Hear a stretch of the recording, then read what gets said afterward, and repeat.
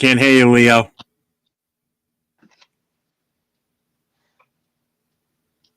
He's still not back from Rosarito, guys. Sorry. No, I'm still having the same technical issues. Well, everybody, welcome to the Most Notorious Podcast with your hosts, Chidolinus. We've got Raider Will on the other end, and myself, I'm 401 Raider Jeff. And we've got a special guest with us tonight. We have none other than Keith, the chapter of the Steel Valley chapter of the Black Hole, otherwise known as Yo Raider. What's up, Keith? Raider, What's going on? Not much. How was your weekend? Hazy, but it was good. It was good, man. It was a blast, honestly. I mean, Raider Nation came out big time, man. Took over the city. I mean, a lot of the pictures and video I saw looked like the play. It looked like everybody had a good time. Yeah, everybody I talked until the game. Blast. Yeah, until the game. Yeah, until we had to go inside the stadium, and then it got dark real quick. Yeah, and it was an early game, so it wasn't because the sun went away. Yeah. So, how many? Let me ask you this. So, you had the Saturday. Actually, no, it started Friday night with the meetup at the cigar. But how'd that go? Friday night. So I couldn't even make it to that, to be honest. But I heard that went crazy good too. Good. I know Jay Jackson was involved in that. Yeah. I was talking to him about that. Yo. Try it again, Leo. Jay Jackson? Yep, there you go. Leo's back, everybody. That's Leo. All right there. Yo. So where's Steel Valley at? Just so us West Coast people don't get confused. Well, Steel Valley is actually it's like a little something I just kicked back to, like, people that used to work real hard in Ohio, like, because it used to be like Ohio and Pennsylvania right here. They used to call it Steel Valley. So it used to be all the steel workers and everything like that. But I actually live in Youngstown, Ohio, which is why I'm Yo Raider in a nutshell. Thank you for explaining that. That makes a lot of sense now. Okay, cool. Yo, I'm going to tell you guys right now, Jay Jackson said that the cigar bar was off the hook. Had lots of people up there. We had a graphic Raider show up. They had Stu. Yeah. A lot of guys show up from, like, I kicked it with Stu for a while after the game Sunday, actually. We went out and, like, we went to another bar, actually, and that's why I'm still hungover too. I thought it was the drive. Well, the drive didn't help. The drive made me tired, but the drinking got me a little sideways, but it's all good. It's all good. And I guess there was some little extra curriculum activity that happened in Indy on Saturday night too, huh? Yeah, so that was crazy. Are you talking about the Dirty Sanchez? Yeah. What the hell? Drunken disorderly Sanchez, bro. Yeah, one of the guys from my chapter, Leo. Will, you've met him. And actually, Keith, I'm sure you met him too. The real long goatee from Massachusetts. Yeah. I guess when he was there, it had just happened because he's got video of the guy that was the driver getting on the stretcher, getting wheeled to the back of the rescue to go to the hospital. He told me that. Everywhere. I was talking about it. Yeah, it was all roped off. He's got pictures of the blood trail on the street, on the sidewalk from I guess Sanchez as he walked around the corner. Wow. Did you see the security video of that? Yeah, too? I did. Yeah. I mean, that's the craziest shit because I've been to Indianapolis a bunch, and, like, I would say it's one of the nicest cities ever. Clean, like, I mean, it's an awesome town. Like, you can walk everywhere, everybody's friendly. And then I heard that, I was like, no way. Like, and everybody's like, oh, prayers for Sanchez. And then it's like, no, he was the one who was beating the shit out of a 69-year-old guy. Yep. I'm like, what are you doing, bro? Crazy. Just crazy. I had poor guy scared out of his mind. I know. Yeah.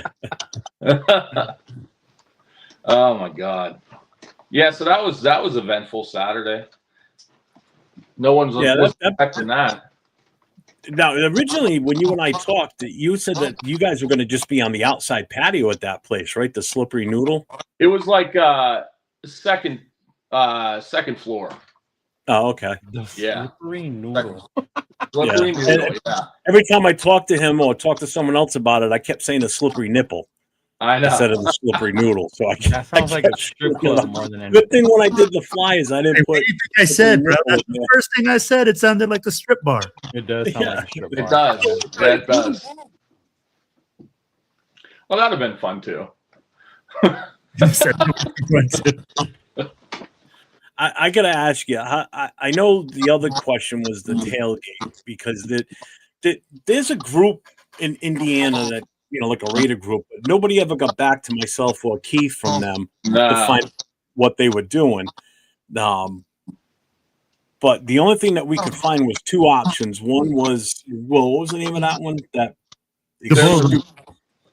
There was one. It was like Touchdown Town. That was the one we kind of told everybody to go to. Yeah, because it's free to get in. The beers were cheap, and there was activities for like kids and everything too. And for and it was Raider fan friendly. The other one was like $160 per person for all you can eat. 160? Yeah, all inclusive, included drinks and food and everything. But you got to remember, you're only there for. I'd be like, but I mean, like you're talking top shelf liquor, you're talking like seafood or like top food in that area. It Also- better be for that much, bro. Jesus Christ. Yeah. Yeah, I mean that's crazy to me, but I mean whatever. I went to one in Chicago. It was promoted by these big tailgate people in Chicago. Yeah. Christian paid $100, but we drank all their Jameson. Oh yeah, no, I think was a couple years ago? Yeah, it was a couple years ago. Yeah, I was at that one too. Mm-hmm. Yeah, that was all right. I mean, we did. Was it $100 or was it $50? I think it was 50 I actually. think it was 50. Yeah, I think you're right. Yeah. Mm-hmm. We all probably made out on that deal actually, because you're right. They had hard liquor and everything. Yeah. Mm-hmm. So that was kind of nice. That one wasn't that bad. Yeah, that wasn't bad. How many Raider fans do you think were at the stadium on Sunday? Man, there was a lot. I ain't gonna lie, there was a lot. In the first quarter. Yeah. Well, yeah, in the first quarter, yeah. Then the second, a little bit, and then the third, not so much. Right. But yeah, I mean, there was a lot, man. I was surprised. I was actually surprised how many went. But there was a ton. Like if there was an actual Raider tailgate, I think it would have been off the chart. To be honest with you. Yeah. Well, that group finally got back to me like real early Sunday morning. But at that did they point, really? yeah. But he said to me, he says, "Oh, we're going to be at such and such a location." And then I gave him my phone number. I said, "Can you call me?" Because I don't want to send a couple hundred people over there, and he doesn't have the stuff for it. So I wasn't going to do that. So that's why I didn't say anything to you about it, because I didn't know what type of capacity he could handle.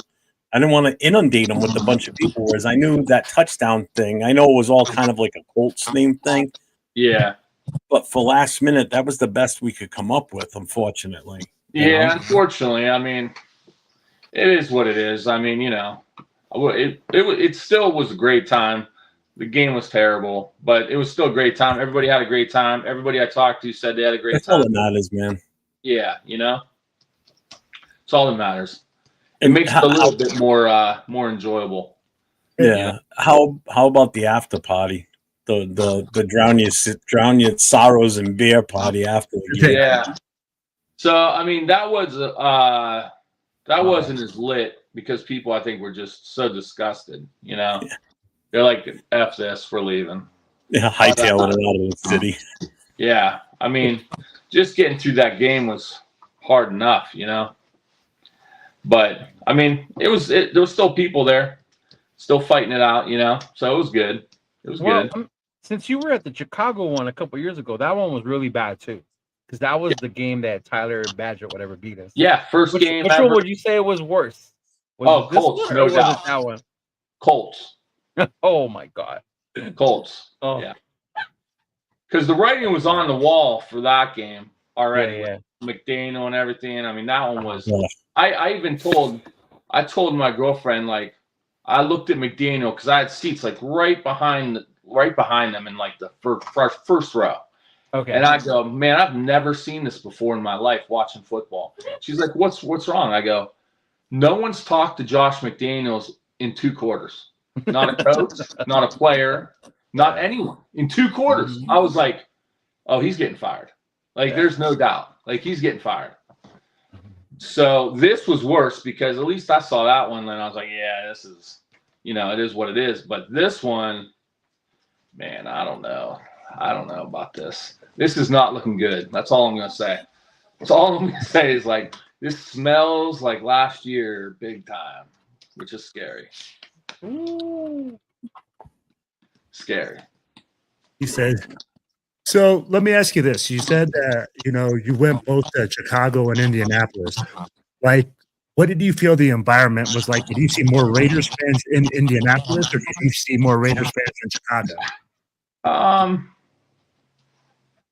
I mean, to be honest, there was a bunch in both. But, I mean, I might say Indy, to be honest. But I mean, there was a bunch in both. Yeah, but a bunch in Chicago. Yeah, there was. But I mean, because a lot of people, because the tailgate was kind of like spur of the moment, a lot of people didn't go to that, and I just saw people keep coming into the stadium wearing black. I'm like, wow, it's kind of crazy. Because for a while there, I didn't even go in that touchdown thing because I didn't know that you couldn't bring beer into the place. So I come strolling up with beer, and they're like, oh, you can't come in. I'm like, what?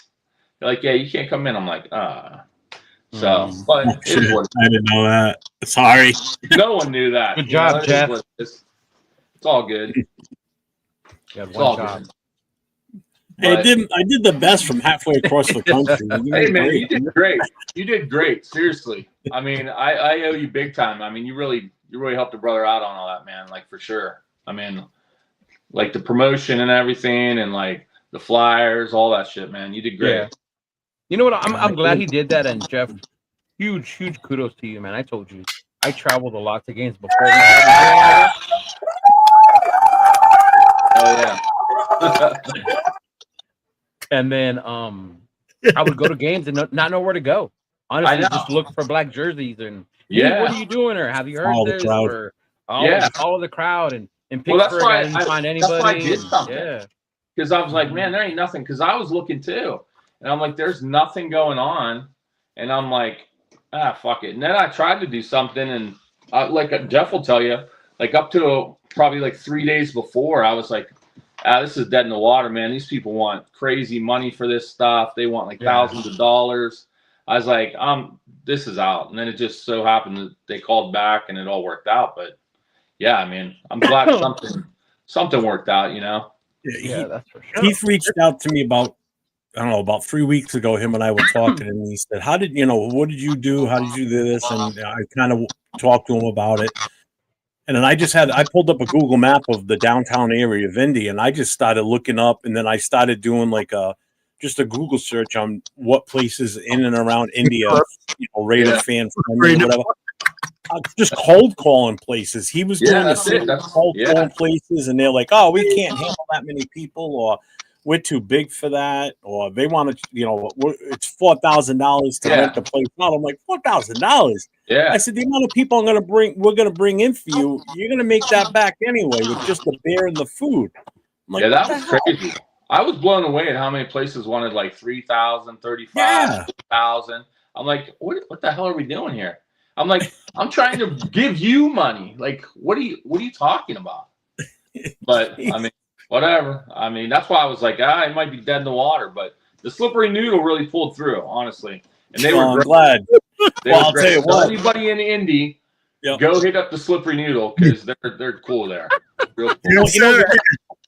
The good thing for you, Pete, is now you've got that established relationship with them. So comes the next time Indy comes, we come to town to Indy. They would be the first ones I would call if I were you and say, listen, we're going to bring X amount of people. What's it going to take for us to get the whole building, basically? Make sure you add them to your LinkedIn, Jeffrey. Yeah. Hey, but kudos to you guys. You guys did a fantastic job of putting something together for Raider Nation. I mean, like, I think that's another reason listeners should be listening to the podcast, man. It seems like now we got Party Raider Jeff Hollywood / No. We also got, Chido. You had your event in Rosarito. Bro, Oh yeah, bro, that was awesome. That was awesome. That was I'd be like, besides almost jumping into the ocean at the end, like I'm actually more worried of the fact that he was walking on the beach with his those brand new looking kicks on his feet. I was like, "Oh, what's he doing?" I saw the sneakers. I'm like, "Oh no, don't go near the water with those. He's gonna be crying." that's how you know it's bad. It was sad walking with him in the sand, bro. That was hard. Hey, I'm amazed he didn't put no plastic baggies down. Man, the things I do for content with my Jays. MC's was pretty good too, where he just dumps in the pool like that. That was great. That was so funny because I did that video before the game even ended. So I told my girl to record me. We were doing it. And then as I came back, MC was like, "Come here real quick." And I was like, "All right, he has told me." He goes, "Look, I'm going to jump in the pool if we lose." I'm like, "No, you're not. No, you're not." He goes, "Yeah." So then my dad was ready. I had to go. And he goes, "Come on, like, come film me." And then sure enough, man. And I thought he was going to take his jersey off, his shoes. No. This dude just I was waiting for that too. Oh he man, went face first into that pool, man. I was like, "Oh wow." But yeah, man. Well, Rosarito was amazing. I just saw the big photo dump on that you posted. I think it was. Yeah, there's a bunch. I know Jay Yeah, Jackson posted a bunch. I posted some. A friend of mine posted some. So I mean, it's out there in full effect. That's cool, man. That's awesome. yeah. It was a ton of pictures from the weekend between Indy and then the Rosarito event too. I mean, there was a ton of photos this weekend I looked for. That's for sure. And you know what? As bad as the team played, all you saw was smiles and people having a good time, and that's all that matters, man. Before the game, yeah. Before the game. Yeah, no, I get it. But again, the one thing you can't control is what happens on the field. You can control the experience that the fans You got have. that right. 100%. Yeah. And you did that. You knocked it out of the park in Indy, and they knocked it out of the park in Rosarito. Or Rosarito, Rita. Yeah, Rosarito. And I'd be like, yeah, you're right, bro. 100%, man. I mean, like, yeah, you're gonna have wins, you're gonna have losses, but it's all about the experiences with your family, with your friends, and doing things like that, man. And I mean, like, to go to Indianapolis, be able to like be a part of all those events. But all I heard was good things. People telling me that they went down to Rosarito. They're like, you know what, man? Hey, it was cool. They're like, I really enjoyed it. The food was cool. Some people were skeptical to go to Mexico. You know that. People were skeptical to go. People were skeptical to go to Indianapolis. They're like, what is it? Well, yeah, but they had Dirty Sanchez walking around. I was skeptical too. Oh man, that's funny. But I mean, like, and that's all part of it where we see like, and I think I'm seeing it all across the nation right now, man, where people can't say that Raider Nation is not showing up. Raider Nation is showing up in droves to go support this team, to go to events, to go like to games. I'd be like, for people to see so many Raiders fans in Indianapolis, for people to see so many Raiders fans in DC, and for the team to continuously kick us in the nuts. Yeah. I'd be like, dude, I just feel like I'm getting kicked in the nuts. Yeah. And like it's funny because I feel like now when I go to my club stuff, I call it my therapy. It's Raider Nation therapy. Yeah, that's what we talked about it on Monday. We call it our support group. Yeah, that's how we go live on Mondays. Yeah. Mm-hmm. Oh yeah. You work it together. You're talking and you're doing all these things, and I'm like, man, are you kidding me? But that's why I encourage Raider Nation to go out with other people and don't be depressed. And don't beat yourself down.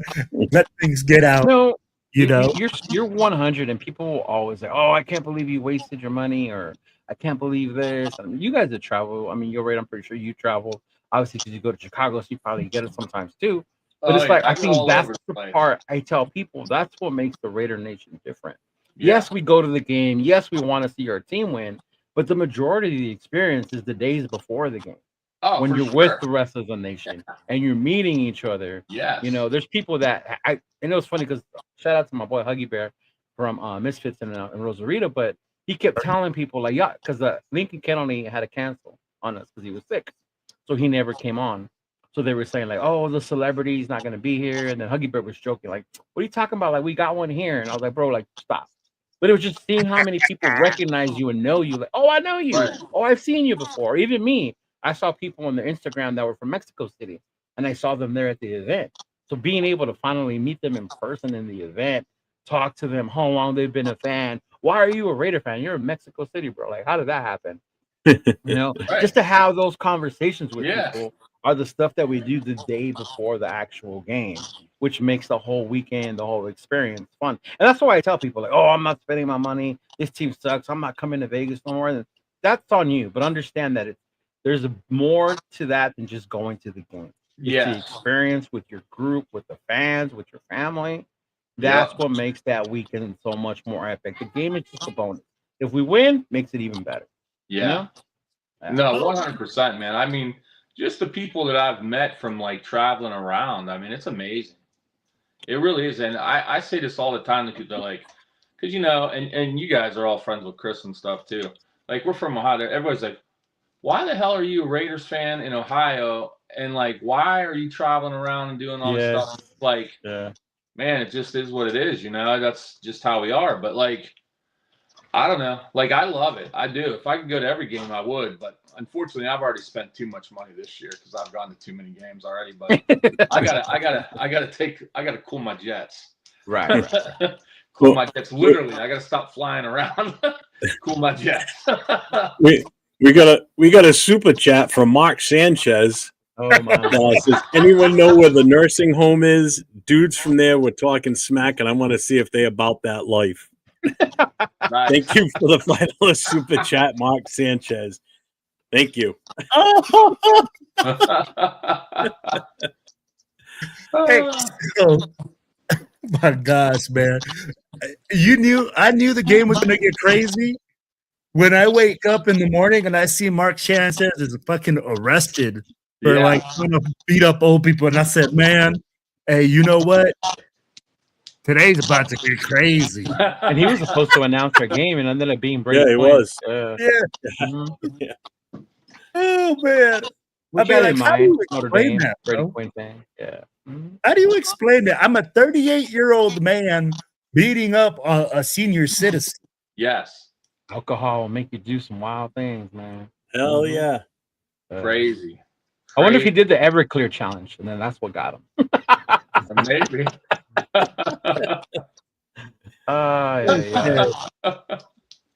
Maybe somebody called him butt fumble or something like that, bro. Right. What up, Big Luck? Well, who Yes. You two are both going to the Houston game, right? Yes. Heath, you're not going to the Houston game, are you? I wanted to go because I've never been to Houston Stadium yet. I'm trying to go to every stadium in the league.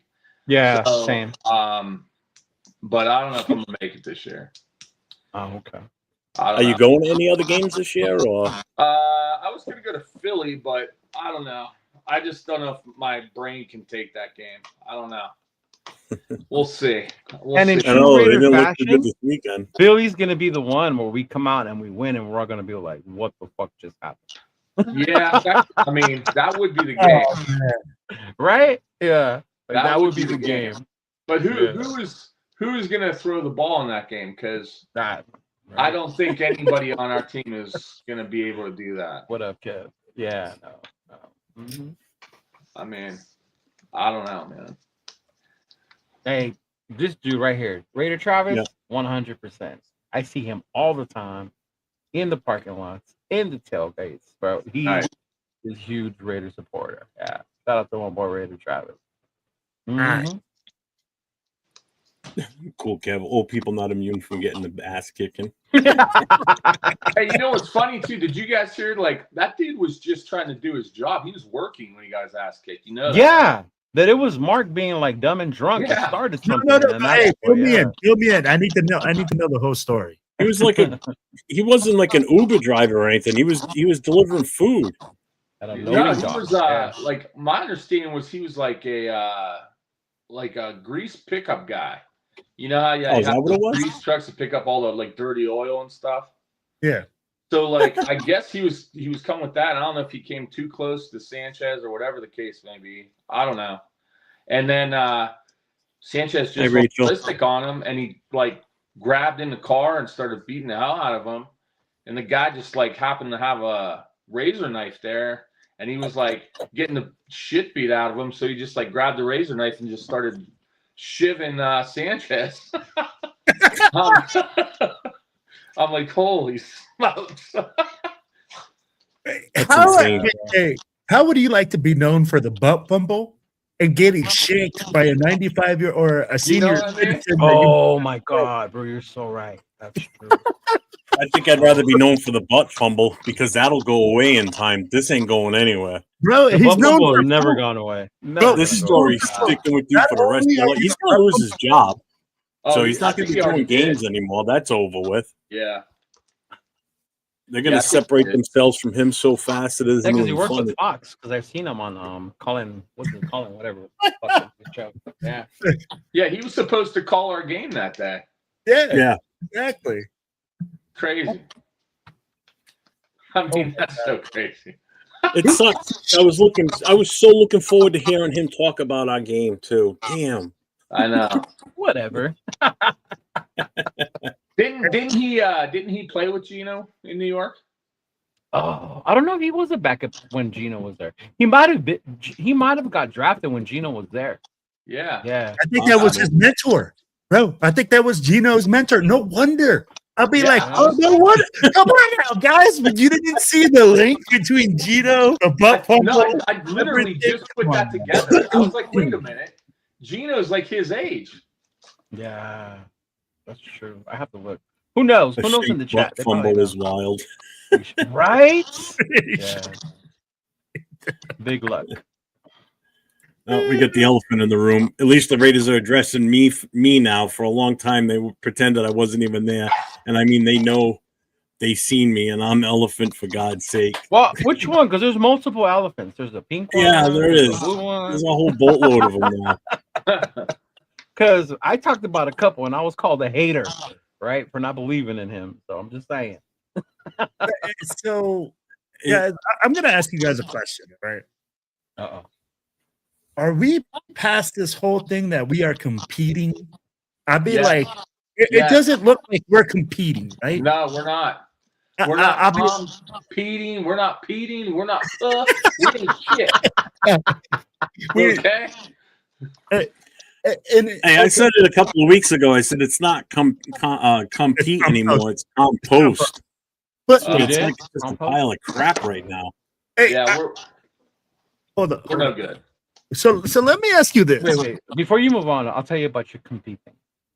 The compete thing was kind of like when AP came out a year and a half ago and got us LA people by yelling out Raiders, and we all like hopped on that, like, this is our boy, right? Yep.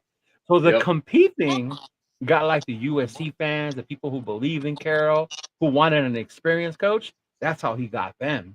Was, oh yeah, we're gonna compete.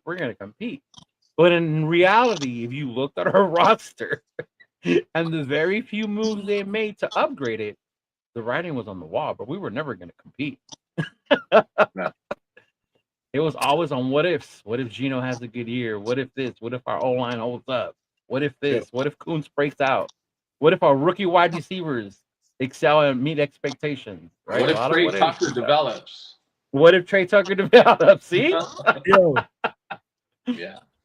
Hey, Betch did have 3 catches this past weekend, so he caught one more than he did all season. So he's on 5 for the year. Though? You got to be on the field to catch the ball, though. FYI, like, why aren't they playing him? Why did you draft him in the second round if we're not playing? Well, they did play him a lot. They did play him a lot this weekend because of the issue with tight end. If we're competing, if we're competing, why are we talking about Geno Smith getting practice reps during the game? If we're competing, why are we talking about practice reps during the game? I didn't want to get Kenny Pickett in there because I really felt like our guys needed more practice. Practice.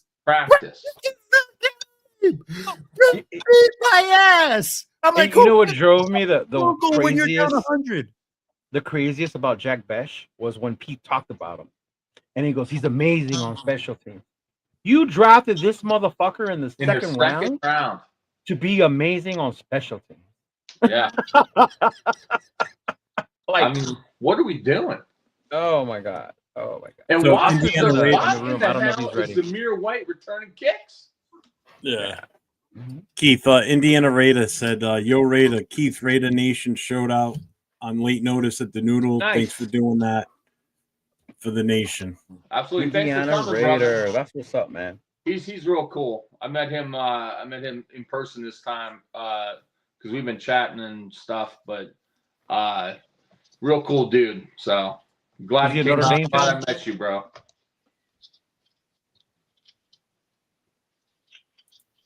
What's up, Did you hear me, 805? Jeff, about Oscar? He's in the room, but I don't know if he's ready. His camera or his mic is not on. Yeah, that's why I didn't pull him up Okay. just yet. Just give us a little sign, Oscar, that you're ready. Mm-hmm. That's what she. That's like there. He did. He said team incomplete. Yeah, definitely. I mean, it's You had me it's with sad. that. You know, it really is. I mean, and now I told you stuff was going to start coming out about Pratt. You know, obviously there was an issue in the locker room. You know, Right. and he didn't like it. I guess they wanted him to play special teams, and he said no. Supposedly Mozart's talking that way too. Like that's why he. And that now that's coming out as the part of the reason why he wasn't playing the first few weeks. Yeah. So wait, Which you is mean to crazy. tell me that He's it like probably wasn't 30-something years Wilkins' old. fault about what happened? Who knows? I mean, Something's you not can't right. play- You can't play a 33-year-old, 34-year-old running back on special teams. Nobody that old. I mean, look what happened to Michael Mayer by Yeah, playing special teams. yeah. I mean, I don't know, and I've never heard that before in my life. Honestly, if you're not I mean, a starter, you have to play special teams. They did it in Seattle when he had the Legion of Boom. But what I will say about that team was different. They Yeah. had this attitude and this mentality that they never wanted to leave the field, but all of them. So it made sense to do that with them, right? You got to have the right players, the right mentality to be able to go do that. Now, you're talking about years later. This Legion of Boom was how many years ago, right? We always talk about how players are different now, how the league has changed, right? It's a little softer. They can't even A lot practice softer. really anymore. Yeah. So, yeah, so it's a little weird to expect them to want to always be out there all the time. You don't have 53 Max Crosby's out there. No. Yeah. And guess what? If we did, we wouldn't be sitting here talking like this. No, You know what I mean? no, it'd all be sunshine, rainbows, and Yeah. unicorns. Yeah. We'd all be happy. Yep. Mm-hmm. So Indiana Raiders said Indy was silver and blacked out all weekend, but that was the worst loss I've ever seen by the Raiders. I agree, brother. Yeah. No, the worst was the Philly one, man. That was the worst one I was at in person. I'll say. Oh, that. and yeah. In My person. worst one in person was in New York, 44-7. We lost. The only touchdown was in front of the end where I was sitting. 44-7. Wow. Brutal. That's brutal. Brutal. I was there in Oakland for when we got D'Angelo Hall, and we were so Oh. excited. Oh God. And then what's his name? Eddie Royal, right? Lit us up. Yeah, that was a Monday night game, wasn't it? Monday night, my first game in Oakland, mind you. Yeah. What's up, My first Federator? game in Oakland. Yeah. Yeah. No, second game, but my first game after the Navy. Yeah. Yeah, I remember that was the old the Royal coming out party. Yes, and the D'Angelo Hall leaving the team 2 weeks later. Lane Kiffin too, right? Follow right after that too. That's so bad. Oh my God. So let me ask you guys this. We've all seen the bad losses. We've all gone through all these things, right? Yes, sir. Where do we go moving forward? What's the solution? I mean, like, one, I want to know the solution because you guys, as you guys know, as club presidents, when the team struggles, attendance struggles. Yeah, absolutely. Right. Yeah. Right? Like, it's a difficult thing to get the fandom like wound up to go out and be like, yo, like, I want to be a part of this. I want to like people to like it. It's almost sometimes embarrassing to have a Raider shirt on. It's getting to the point where, like, bro, look, hey, I'm gonna say it. We're gonna fight, bro, I'm like saying. earlier. Yo, I'm telling you, it's getting bad. I'd be like, when people go to these watch parties and they expect to lose, Yeah. You know, where you don't expect to have a chance. Right. When you don't expect to, like, even be in the same, we weren't even on the same planet. I mean, like, bro, we got our asses thoroughly whooped in every phase of the game. I'd be like, I saw special teams. Right. I saw defense soft as pillows. I didn't see offense. No. I saw Ashton Genty for a limited amount of reps again with no Bowers, with no Michael Mayer. So tell me, I mean, like, it's getting bad. Where's the solution, guys? Where do we go forward from it? I think first and foremost, the most important part is Raider Nation needs to start being realistic. Yes. When you think about the teams that blew us out, right? The way Indianapolis is playing right now, they're a hot team. Yes. They're a really good team the way they're playing. We didn't expect them to be this good this year, right? But they're a hot team. I think earlier I saw they're like the second best offense in the league right now in the AFC. They're calling the new greatest show on turf right now because they're cooking. You know, they got things rolling and they're cooking. So that one, yeah. Washington, great team. NFC Championship the year before. Yes, they didn't have Jaden, but they still have their other pieces that were in there. Great defensive front. I think in our mind, we thought we were as good as these teams. And what's showing on the field is that we're not. And in order to fix that, Will, I think that goes back to this is why it's important. Who do you draft? Are you holding on to them? Because that's how you build your team. For so many years, we try to build teams in free agency and it never worked. You know? Teams don't build that way. You can build your team in free agency, but you can't, like, rely on free agency. No, yeah. You know what I mean? Like, you have to be able to draft, and, you know, we all know this. We haven't drafted for shit. No. I mean, the only good draft we had was not this past year, but the last year, and we fired that guy. Telesco was the only guy that drafted really well for us. And even then, look at what they're doing with his draft pick. Look what they're doing to JPJ. I know. JPJ Glaze is having a sophomore slump. Yeah. Brock Bowers has been on and off injury all season, so you know right now they're not shining, unfortunately. But the one bright spot I will take away from this past weekend is the fact that they didn't let Jonathan Taylor run ramshot over us. We only held him to 60-something yards. 98 yards. Which is that's amazing. He's the number one running back in the league going into this game Sunday. The defense held him in. Look at that. There's two ways to look at this, though, Jeff. There's two ways to look at that. Hold on. Look at the position that the team was getting the ball. Yep. Yeah. Exactly. I mean, like, if I only had to run 20 yards to get a touchdown, heck, I'd only have freaking. He did have 3 touchdowns. So. Yeah, he had 3 touchdowns. So tell me he didn't get his 3 tutties. I mean, like, hey, bro, with less than 98 yards, that means we were getting eaten up. 3rd and 18, and man, we giving them first downs. We giving them first downs on 3rd and 18. And that has been a Raider problem for years, no matter what coach has been here. Giving up the long plays on 3rd down. Yeah. And I'm not going to go into this whole thing, right, where we're like, we're not doing the basic fundamental stuff, guys. And that's the hard part. We're not doing the fundamentals of the game, and we're not excelling in those. And I mean, like, how many guys can miss a tackle in open space, bro? Yeah. How do you miss a block on special teams? How do you miss a block when you're on the offensive line with the guy in front of you? I mean, what Jordan Meredith's like, I've never seen a center miss so many blocks go the wrong way, and it's like it's insane. How about not knowing where the fucking play clock is as your center? Bro, oh my god! Like, what is happening? That's basic stuff. Yeah. We're going back to doing fundamentals with grown men that have been playing this sport since they were children for the most part. Shoot the gap right on a punt block. I mean, it's like, what's happening? Just look at what our coach is saying, guys. Look at what our coach is saying.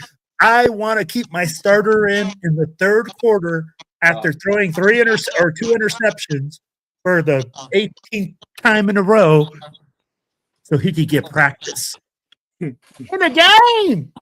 So I'm gonna put something up on the screen. Aunt 6 sent me. Okay, so Let me see if I got to blow that up. So you have to blow that up because some of us blind people can't see. Yeah, I can't see Right. that. Bro, I got my binoculars on and I can't see it. Yeah. Okay. I can see it now. If you want me to read it, I can see it. Change the layout here. That should be better now. No, I can read it, but no problem. Okay. So this is the Raiders since Pete Carroll's been here. Okay, entire Christian Wilkins situation. These are everything that's happened since he's been here. Played Brock Bowers through injury now, out multiple weeks. Jack Betch benched despite struggles with Thornton. JPJ benched for Alex Kappa, forced to compete for his position. Meredith JPJ Parham playing out of position.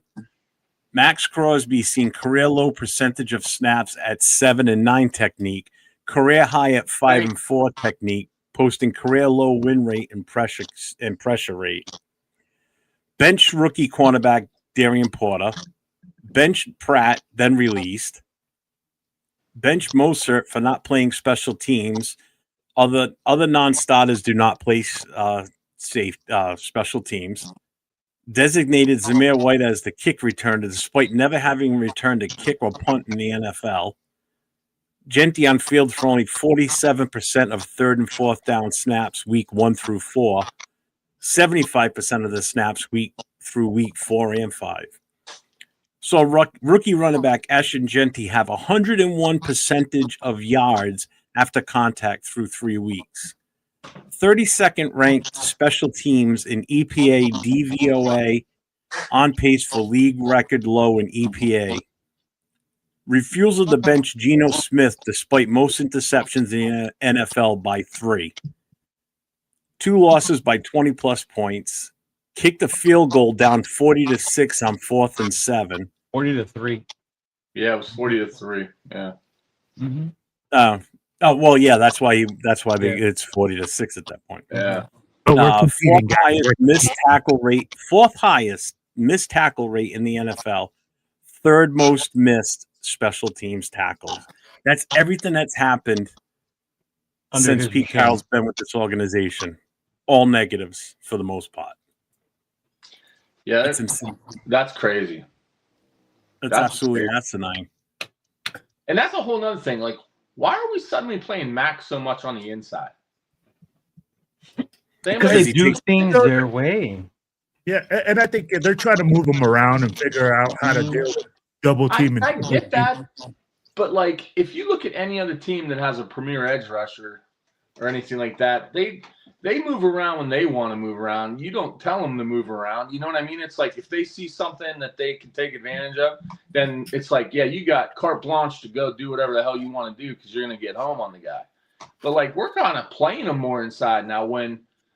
If you watch Max the last so many years, I mean, he lives and dies off of like being on that edge because he's got so much bend and he's got so much like torque on his like maneuvers and stuff and his spin move back to the inside. It's like, I don't know. Like, it's just, I don't know what's going on. Like, it's just crazy to me. Everything is crazy. It just doesn't make sense. Hey, this was going to go to my next question. Why is it that every coach that the Raiders get lose their mind? Or start sipping on the scissor, or smoking on the wacky tobacco. I don't know what you guys want to call it.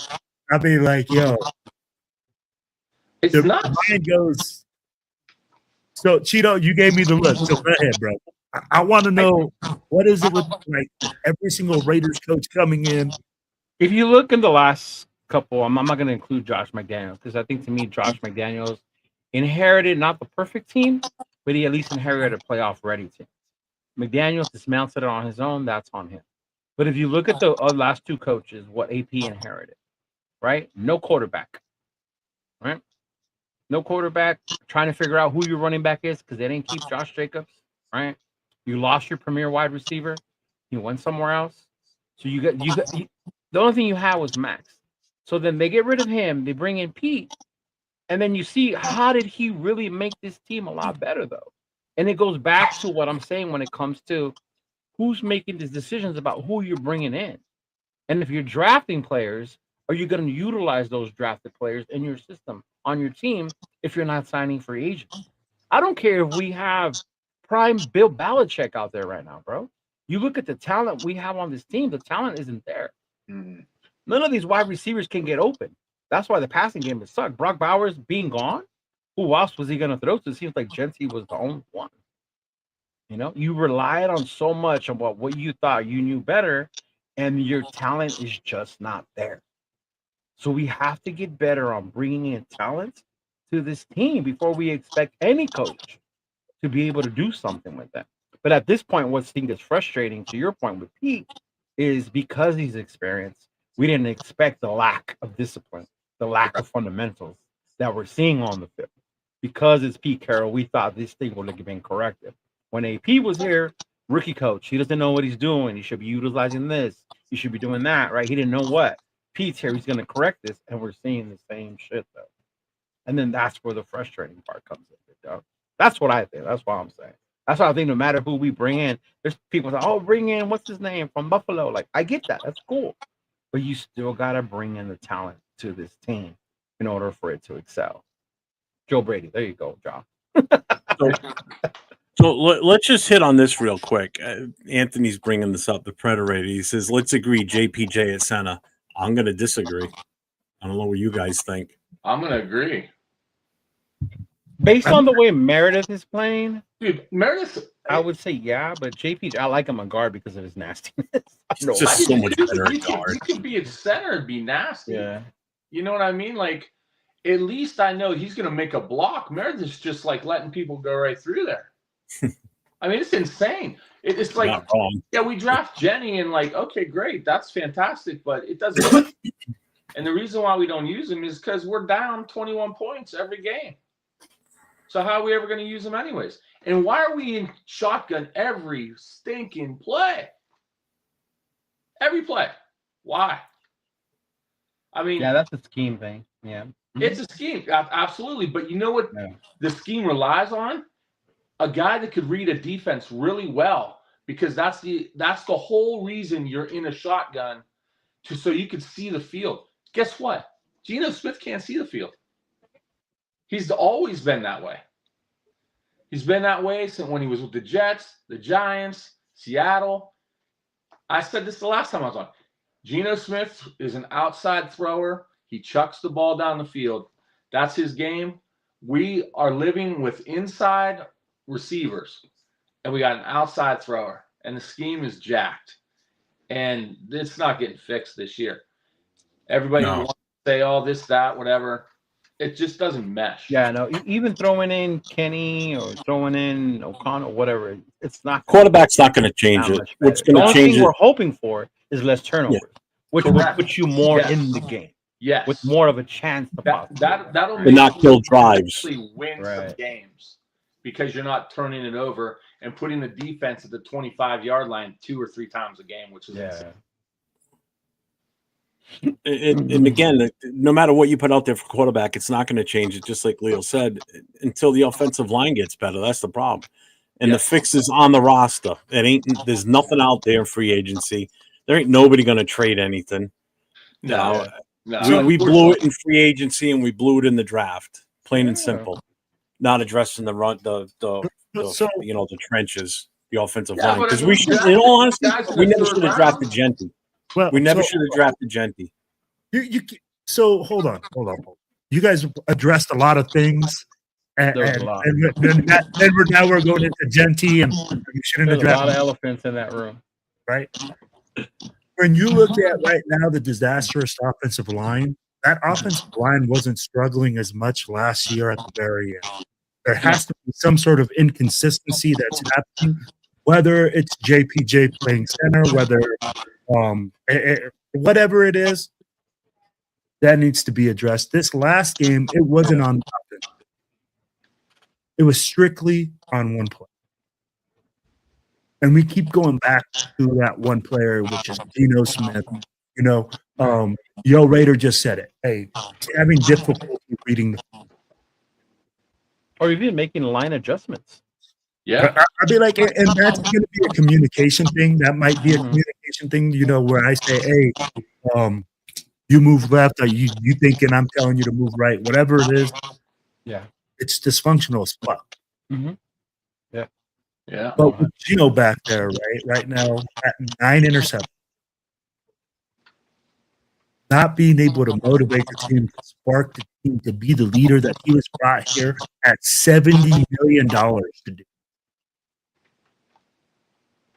That is the biggest elephant in the room. Yeah. Right? That's saying, hey, I don't give a shit. Like, hey, I get it. If the offensive line was shit, then we called it, right? We said it when the offensive line played terrible. And we were saying, oh, we're competing at the right guard spot, and we're competing at all these positions at the O-line spot. Again, I go back and I say, when are we competing at quarterback? When is that guy, the most important guy, the guy that handles the ball every single play? When are we competing there? When is he going to give us a chance not to lose the game? Kenny Pickett might not win you the game, but he's not going to throw 9 interceptions in 5 games with no excuse. You're hoping, but yeah. But I mean, seriously though, I mean, I've watched a lot of Kenny Pickett being right here, and I'm not saying that he's going to be 10 times better either, right? I know. I'm just saying I've never seen him throw this many interceptions back-to-back games. You know what I mean? He's never had a size like that where it's just like a turnover machine. I mean, he'll throw an interception or two, but he's not this bad. And I love the fact that Chido brought up the scheme. As a coach, I'm going to tell you, the scheme is part of everything that you added into you, right? That's why the O-line looks. But the good ones, but the good coaches, we adapt. They adjust. We adapt to the players that we have. And we say, what can we do? Where are we excelling? Where are we not excelling? Obviously, Chip Kelly sees that we're suffering all across the board. There's nothing we're doing well. Mm-hmm. I don't know. I will say this, though. Being at the games, I have seen a lot of open receivers. Like, I mean, a lot of open receivers. And Gino just doesn't hit them. I said it. I said that. I've said that so many times, man. I don't get it. He throws it into double coverage. The receiver right behind him is wide open. Yes. I mean, it's like, I don't know, man. I don't know what he's looking at. And then Chip Kelly or Pete comes out and says he's not forcing the football. Yeah, it's impossible. I don't even know how you could say that, which scares me. Just real quick, Neil, I do a Friday night open mic show, so Friday night, hit me up. You can definitely get on then at any time. What are you talking about? Oh. He asked how he gets on the podcast. This, unfortunately, is one of the closed shows. It's strictly losing the show. Huh? Nothing. But so let me ask you this. As TBH presidents, right, we all have watch parties. How do you keep your people motivated to come back and keep watching this? Come back and say, man, hey, you know what? I want to come back and hang out with this group. I want to be a part of this and watch this team be a complete disaster on Sunday. Yeah. It's tough, man. It's tough. You got to just keep the spirit, you know what I mean? But I don't know. I mean, I don't know. When something's got to change. I mean, we can't get our head kicked in every single week by like 30 and just, expect people to be like, yeah, I mean, at some point, people are just, saying, I've had enough of this. But I'm a junkie for it, apparently, because I keep coming back. I keep coming back. I don't know, man. I heard you bring it up in the meeting. Well, I started laughing, but I think that all has to do a lot with what you guys are doing and the group you're with. Right? If you're saying the fans, you're just doing it because you want to see the team win, it's not happening, right? I think in order to make that happen, is you're creating an event and experience before the game or even during, all that stuff to get people together. But it also that depends on the type of fans you're bringing to your watch parties or who are around you, right? You think about it, even us as a club, right? It's TBH. When we all get together, like we're just happy we're together. You know, like I telling earlier, the game is just an extra. But how do you get people to come? Like I do a lot of collabing with Mike. Shout out to Mike from Raiders Against the World. You guys met him. Yes, sir. You need someone like him with all that energy. That regardless of win, lose, you know, he's gonna come out there and he's gonna have a DJ. He's gonna have people dancing. He's gonna have people singing. He's gonna involve the people watching the game and raffles, things like that, to get more and more people coming. You know, and I think that's when that part comes in as far as the club. How do you get people to come to your watch party? But just to think that Raider fans are just gonna show up to watch a Raider game, that's not really gonna happen until we start winning. Not right now. It's not. So, Jeff, you have 2 watch parties.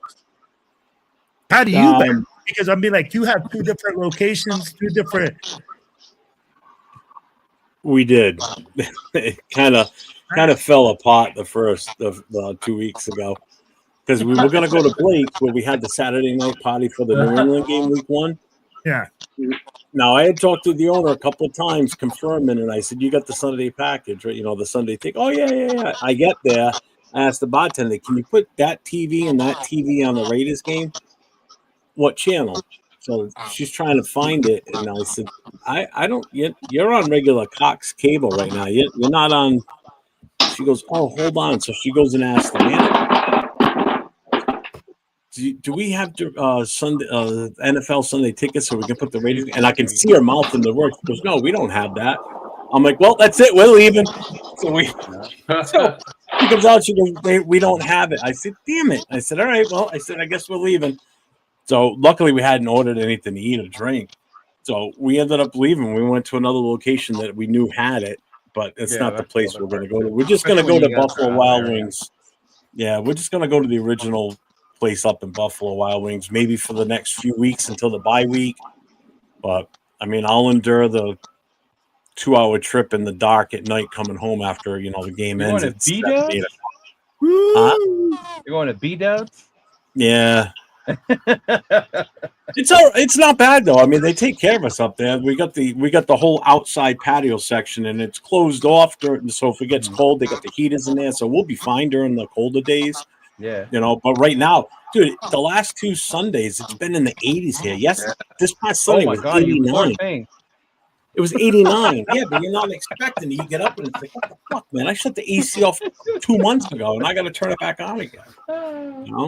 But yeah, so we only do the one.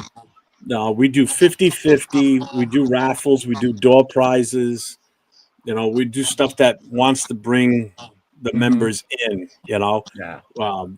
We'll order up a bunch of appetizers for the table. For everybody and everything. Yeah, so. I don't do the appetizers, but I bring stuff because I go to a lot of events. So I had like the Jeremy Chin jersey, the Lincoln Kennedy football.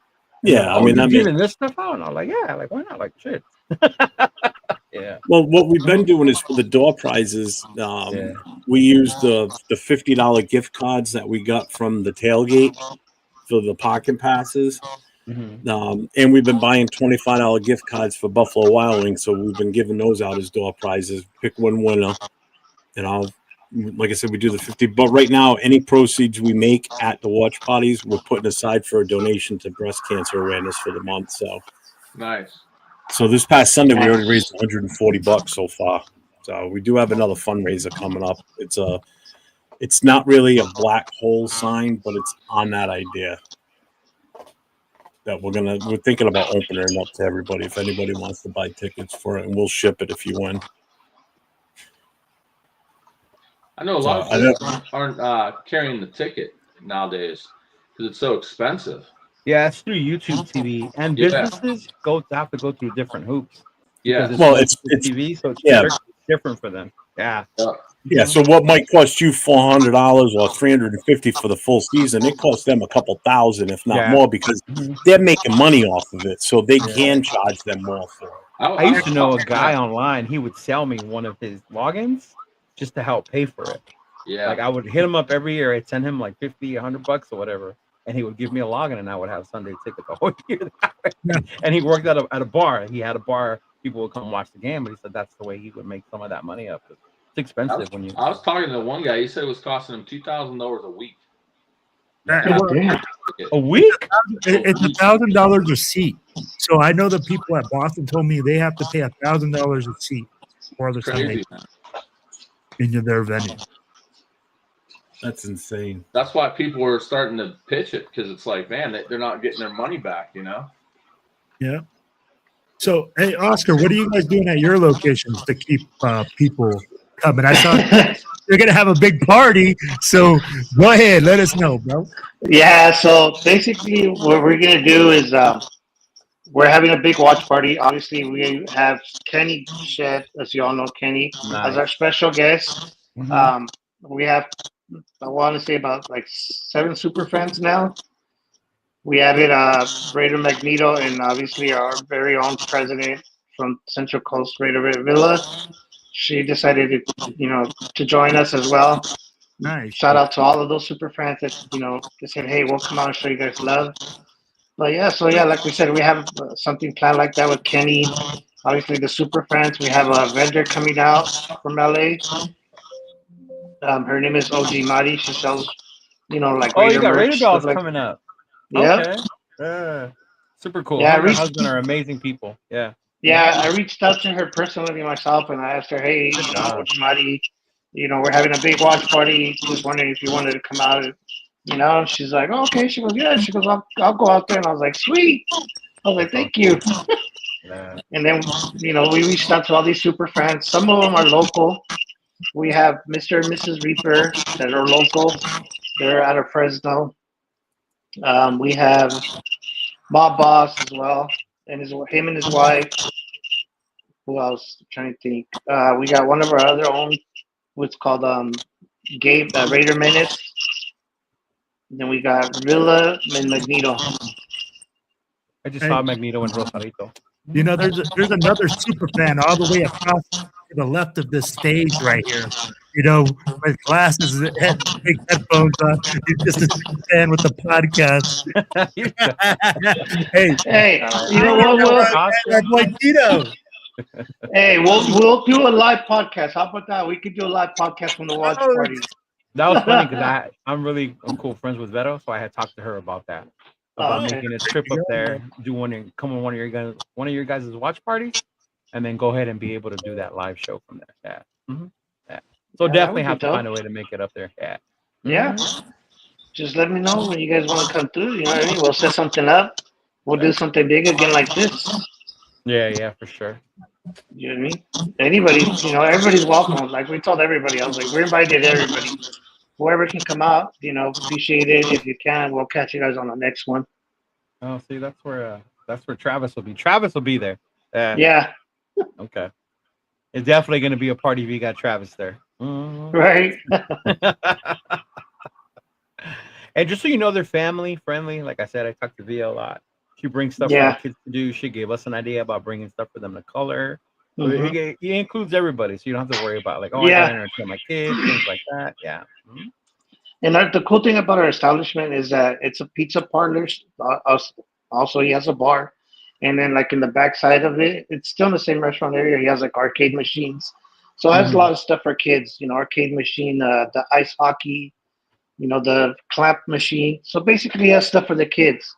So that's why we tell everybody. We tell them, hey, bring your family. This is a family-friendly, environment. All fans welcome. Whether you're Niner, Cowboy, it doesn't matter. We have one of our own special supporters. He's a Cowboys fan, and his wife is a Raider fan. And they always come out and show love. To all of our watch parties, we invite them. We shoot them a message. He always tells us, hey, man, when you guys have the next watch party, just let me know. Well, I'll be there. Okay, sure. Like I said, he's a Cowboys fan, but he's one of our biggest supporters. He tells everybody, he's like, hey, if you guys want to be part of a good-ass club, that does a lot of community work and does a lot of stuff for the community and with the community, join them. Definitely, he's like, join the Central Valley chapter. They do a lot of stuff for the community. You know what I mean? Awesome. Like I said, we have something coming up at the end of this month for Trunk or Treat, with the Porterville Police Department. They, asked us out again. We said, sure, we'll volunteer again. We're going to set up a stand, with our 2 canopies with candies for kids, stuff like that. Decorate our cars. We're going to probably dress out. Most likely, I That's will why a lot dress of them are out. doing Halloween things right now because it's October, huh? Mm-hmm. Yeah. So right now, like here in the Central Valley area, we have a lot of trunk or treats going on with like car clubs, stuff like that. It's popping up almost every weekend. I think there's one this weekend coming up, and I think there's one the following weekend. Just pretty much all the weekends are booked with trunk or treats. You know what I mean? Just you're in the Central Valley area. And then, that's pretty much it that we're doing here. You know what I mean? That's awesome. That's awesome.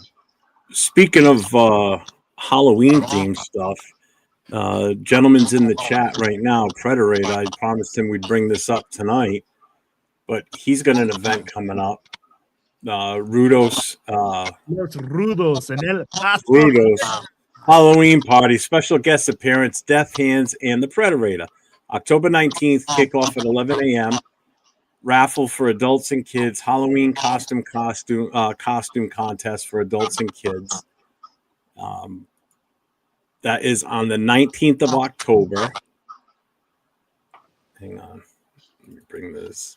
Can't see that. It's at 8041 North Mesa Street, El Paso, Texas.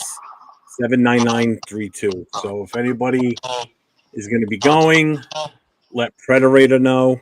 Hit him up on Instagram. Check him out. Again, October 19th, kickoff is 11 a.m. It's the Raiders Chiefs game that day. So make sure you go and support one of our brothers and check him out. And I will be promoting that on Instagram for him too, like I promised I would. So I will be sending that out and around. Central Valley Wrecking Crew has a Halloween party coming up as well. Okay.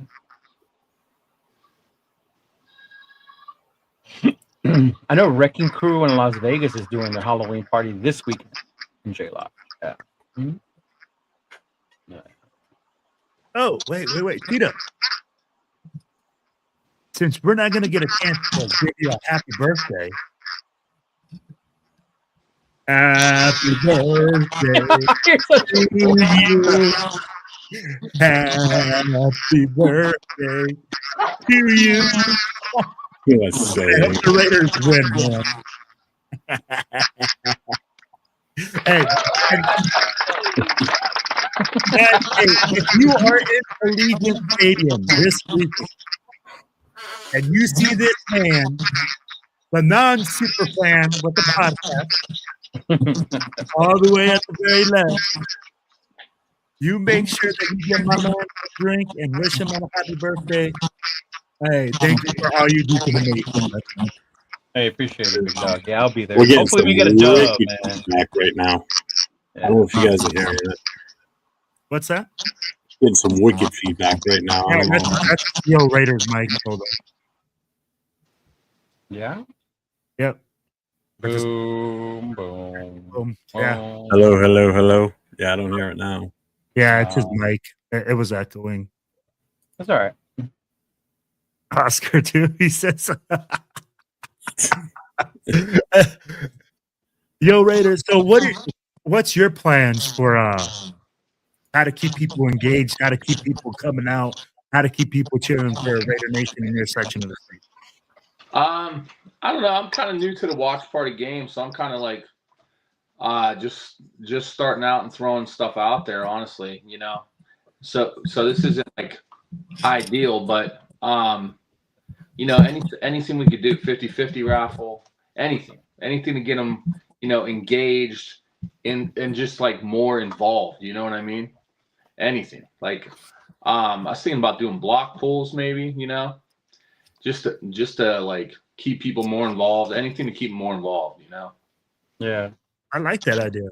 Yeah, I think that's. Just a suggestion. I mean, again, I've only been in the Black Hole since May, but I've been around a booster club for 18 years. And one of the easiest thing is just keep it simple. Whatever you do, especially if you're just starting off with it, don't worry about getting a bunch of merchandise and stuff like that right away. Just start it simple, small stuff. Even stickers, something simple as stickers, patches. They're not that expensive to get. It's the real basic stuff. It's just anything to keep them engaged. Yep. No doubt. No doubt. So it's not easy because again, we're a victim of what happens on the field. Just plain and simple. The hard part, right? Like people don't realize. People think just because you're the president of a booster club that people are going to show up and that they're just going to be there and then like, hey, we're just going to go all listen and to cheer for the Raiders and to do all these things, right? Man, when your team is struggling, you start struggling. Your attendance starts struggling. People don't want to come out and watch the game. Yeah. And this is where I think it becomes important to show people that you're more than just a Raiders watch party, right? You're a club. You're a family. You are involved with these. I mean, like every single time I see Jeff, I'll be like, hey, we know that he's married. He has Dawn. You know, you ask about his wife. You go like, hey, how's your wife? Blah, blah, blah. Or, hey, you know, you see Chido. Hey, Chido, how's your personal life? How's things outside of football? You build your club like you build your family. Yeah, that's true. You know, you want to spend time with these people. You want to see these people. At the end of the week, if you have a shitty week, you can go talk to these people and you hang out outside of just watching football. And I think that's what's so unique with Blackout. That's what's so unique about my club. I will say it like that. Our club hangs out all the time. Like my VP is a youth coach. He'll call me because I'm coach. And he was like, hey, Will, like, let's talk some football. I want to learn this. My secretary calls me up because he has Silver and Black coffee. So, you know, hey, shout out to Silver and Black Coffee. Make sure y'all you know, hey, you know, all these people like the Predator, like, hey, Anthony, I call him all the time, people and stuff like that. So I think that's what's important, that you build a family, that you build a cohesive group, just like you would a football team. You got to be supporting the people that you got. Right? You can't have anybody. Mm-hmm. And especially when you see things like this one, I totally forgot, and I'm glad he reminded me because he what did he say? He said he sent it to Will. but Will didn't look at his messages. Yeah. Uh-huh. Who sent me what? I got it. Don't worry. Man. We got this one, right? Oh, that's Steve. So talking about unity, right? This is coming up. Let's go. You got TBH Sacramento, TBH Reno, TBH Bay Area, TBH Lovelock, and TBH Central Valley, right? We'll be getting together at Shenanigans in Sacramento for the Raiders versus Chiefs. October 19th, kickoff at 10 a.m. Location Shenanigans, right? In the kitchen, Momo's Barbecue, delicious snacks, big screen action, fun buys, and of course with DJ Real about it. And that's a perfect example of what you can do as a club when you bring people together. You're talking about multiple clubs getting together for one event. And I know I was joking around with Steven. Oh, you didn't invite me, but he was like, no, of course you're welcome. But that weekend, I unfortunately, I can't make it up there. That's the weekend my family wants to celebrate my birthday with me. But it's things like that you can do also, is bring other clubs together. And you do something bigger like that. Make it more special. So, yeah, shout out to them. Make sure y'all check that out if you're out there. Yeah. That's dope. That's so freaking dope, man. I think that's such a unique aspect of it, where you guys are able to travel and get together, go to a different city, meet up with your peeps, be a part of the Raider Nation, enjoy the environment. And I mean, like, it's hard. And I think that's how you keep the vibe going, right? Because, like, if you really think about it, like, man, right now, we don't have anything to say, hey, yeah, we're going to go in there, we're going to kick ass, and we're going to take names, and our team's going to win, and we're going to go in there, woo, and we'll go out of there, man. No, it's not built that way.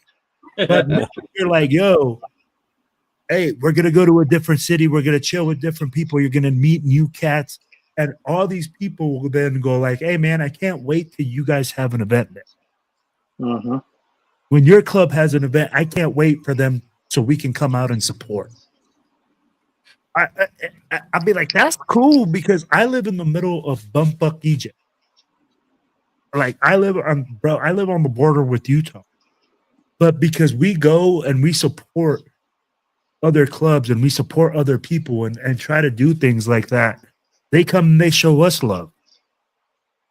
You know, it's kind of like us. Yeah, we're a tiny club, man. We got 15 people that show up like on a consistent basis, and we're not like 40, 50 people. I mean, like people think the Black Hole, people think like Las Vegas. Yeah.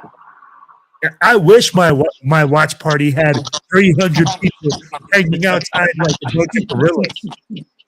Yeah. But let's be factual, right? Most of our clubs got what? 15, 25 guys. So at the end of the day, we have to figure out ways to create family, to create bonds with those other people outside of just football. And you know what, Will, to piggyback on that, that's a big special shout out to my girl. She's the one that, does a lot of that stuff. She does a lot of the planning. She's like, hey, kind of like for the bye week. She's like, hey, what should we do for the bye week? She's already trying to plan something with our club members where, we can just do a little kickback. Like, hey, we can do a little barbecue or something that has to do with just our members. You know what I mean? And big shout out to her. She does that for her work. She does a lot of organizing. So it comes natural to her for her to sit there and just be like, you know what, let me plan something just for us members or anybody that wants to come out and just, for example, let's do a bowling night. Hey, it's open to all Raider fans or anybody that wants to come out and hang out with us. We're going to be at the bowling alley having, bowling night, something like that. And that's what we do, to keep our members engaged. And, obviously we treat them like family. We hit them up here and there, like, hey, how's it going? How's this going for you guys? How you guys doing? How's your weekend? How's your work weekend? Whatever it is, maybe we reach out to them. We try to reach out to them as much as we can.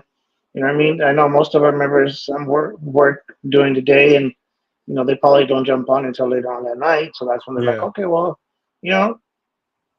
they're like I said, they're on, and that's when we hit them up, like, oh, how was your day? Stuff like that. But like I said, big shout out to her. She plans all that stuff for us, like events, like a blood drive that we have coming up as well. She planned all that. Nice. I like that.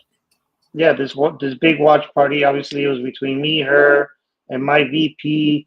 We were all three of us were just basically on the phone pretty much every day, hitting up people, hitting up our super friends that we have here local. Give them a shot to come out and show support, show some love, and show them some love as well. Let them know that we're thinking about them. Like, hey, reaching out to them. Hey, we were thinking of you guys. What do you guys think of coming out to one of our watch parties? And they said, hey, yeah, hell yeah. We'll be out there. And that's how we got all these super friends. Like I said, shout out to her. She's the one that does all the planning and coordinating all that stuff. This watch party wouldn't, also be without her help, getting on the phone with everybody and, organizing and reaching out to other super fans. You know what I mean? I reached out to Kenny personally myself through Cisco. Shout out to Cisco as well for hooking me up with Kenny's info. And then I reached out to Kenny myself, what I mean? And I hit him up and I said, hey, Kenny, would you, want to be part of it? He's like, hell yeah. He's like, my schedule's freed up for that day. So I was like, shoot, perfect. Nice. So that's why I asked him to come out. And I told people, if people were wondering, like hitting us up before, like 2 weeks, 3 weeks in advance when we put out there, hey, save the date. You guys ain't going to want to miss this. Everybody was messaging us like, oh, what do you guys have planned? Oh, give me a secret. Let me know. And we're just like, hey, you got to stay tuned. We can't let the cat out of the bag yet. We're like, that's true. That's true. You guys got to stay tuned. Doing a lot of things this year. I saw that you guys had the Modelo guy. I mean, like, can you do a little commercial and everything? I was like, yeah, that commercial was funny. I saw that. Yeah. You know what? That was the owner's idea. He was, it wasn't even scripted. Like, we didn't even, sit there and like plan it. Like, oh, okay, this is how we're gonna do it. You know what I mean? Like, he was just like kind of like on the fly. He was just like, hey, you and your VP come out, talk about this, a watch party, and then he's over there talking to somebody else, and then you guys shout him out, and then we bring him over here, and then we welcome inside. I was just like, okay, like I said, it was just a quick thing. We didn't even rehearse it, nothing. It was just he just told us how to, the lines and how to do it and how to say it, and we just did it, and it came out good. You know what I mean? So I was just like, shout out to him too, where coordinating. He's a big TikTok fan, so he knows how to do all those TikToks, kind of like Sacktown's VP. The king of TikTok. Real. Hey, Sacktown Raider Mike, make sure you and Jack Kenner check out Shenanigans for that watch party. That's right in your neighborhood. So yep. Yeah, it's close to them. Well, closer to them. Yeah. Yeah. Yeah. How many members are in your chapter? And same question for you, Keith. How many members do you guys have in your chapters? I don't have that many. My chapter's pretty new too. I only have like 12, I think, right now. Okay. So I think I have about the same numbers. Yeah. Yeah. Which ain't bad. I mean, for just starting, I guess. But I got a couple people in the hop, we'll say, that hopefully join up here soon. So yeah. So doing things like that, that really helps, spread the word. Yeah. A lot of people, they just don't know that you do these things. Do you guys? Yeah. How long you got? How old are your chapters? Like, I know Keith, you said yours is fairly new. Is it like a year or two? Or? Yeah, not even a year, I don't think. We're going on to 4 years. Okay. Do you guys do anything during the off season? I mean, I know technically there's no off season with the Raiders, but I mean, like once the actual NFL season's over and you're not doing watch parties, do you guys do anything to keep your members engaged during that time? Yes, I do. Yeah, I do. We try to get involved a lot with the community. Okay. You know what I mean? I tell them, I'm like, hey, there's no off season. Just because football's over, it's just we got community work to do. Yep. There's a lot of stuff that we can do for the community. Get us out there. And that's why I asked. Just, I mean, again, it's just my experience with the Booster Club for so long. We always did after season activities, like we do a bowling tournament, we do mini golf, we have I think everybody does a summer barbecue before the season starts. We do stuff like that. We'll have a bowling tournament. We'll do something that'll get everybody engaged and keep everybody communicating too. Yep.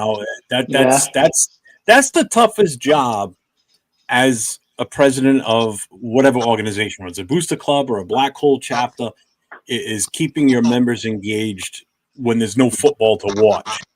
When there's no football to watch, you don't talk as much, but this helps you keep engaged with them and keep showing it, that you're interested in what they, like Will said, you're interested in what they got going on. And again, it's a chance to help the community too, No doubt. So yeah, that's something that my chapter never did before, but we're going to do that this year.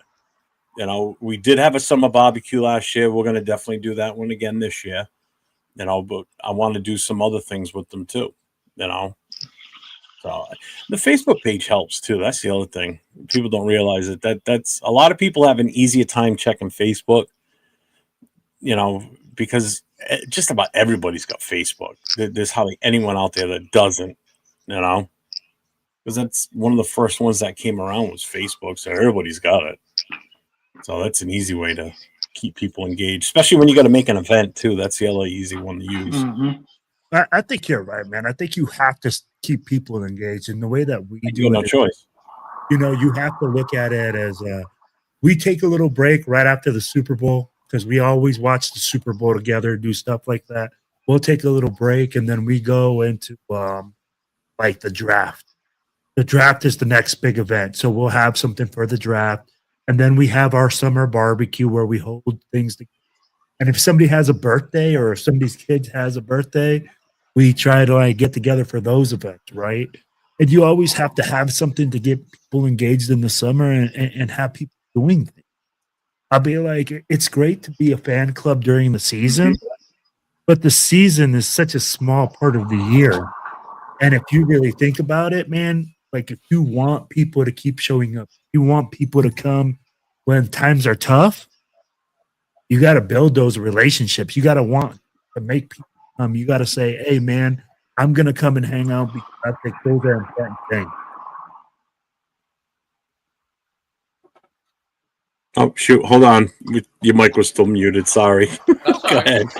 Are any of you guys going to the draft next year? Where's the draft?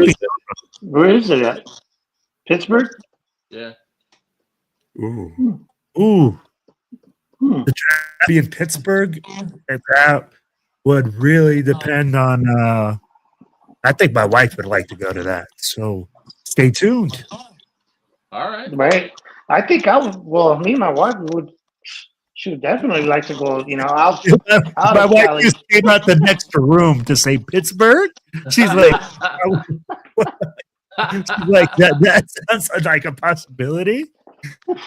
Oh, Hey, don't worry, mine's listening to me in the next room. So probably when I get off, she's gonna be like, "Okay, so we're going to Pittsburgh, huh?"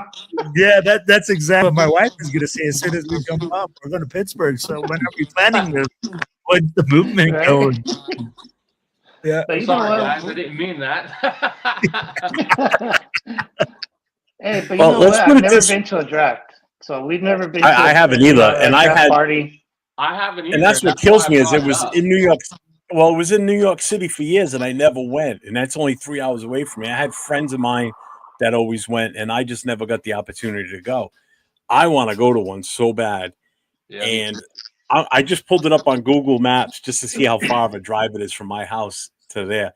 Oh man, it's over 9 hours. It It's sounds over like 9 hours. sounds like a party, Oscar. What you think? But anybody that knows anything about driving on the Oh, East hold on, let Coast, me ask her. Where's she at? Pennsylvania is one of the worst states to drive through because of construction. I remember this from when I was a kid and we used to drive to Ohio all the time. Driving through Pennsylvania takes forever. That's the worst part because it's such a long ass state.